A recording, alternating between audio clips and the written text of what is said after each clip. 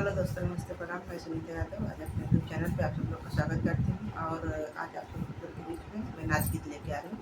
आप लोग को कैसा लगा कमेंट बॉक्स में जरूर बताना, लाइक सब्सक्राइब शेयर जरूर करना और अपना प्यार आशीर्वाद जरूर देना। फुल आवाज़ करके सुनना, बहुत मज़ा आएगा। नाच गीत कैसा लगा आपको?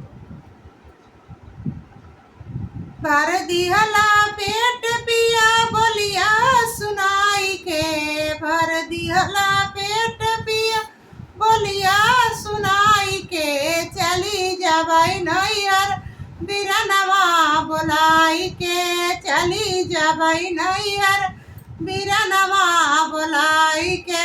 का करी है सासू हो, का करी है ससुर, का करी है सासू हो, का करी है ससुर, का करी है गौआ के लोग समझाई के, चली जबै नैहर बिरनवा बोलाई के, चली जबै नैहर बिरनवा बोलाई के।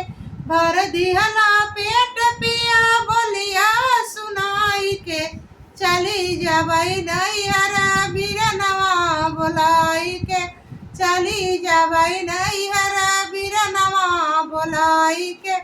का करी है जेठवा हो, का करी है जेठानी, का करी है जेठवा हो, का करी है जेठानी, का करी है टोला पड़ोसी समझाई के, चली जबै नैहर बिरनवा बोलाई के, चली जबै नैहर बिरनवा बोलाई के।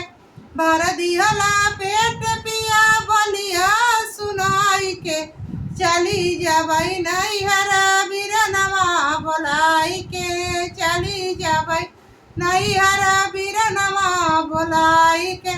का करी है ननदी हो, का करी है ननदोई, का करी है ननदी हो, का करी है ननदोई, का करी है लहुरा देवरा समझाई के, चली जबै नैहर बिरनवा बोलाई के, चली जबै नैहर बिरनवा बोलाई के।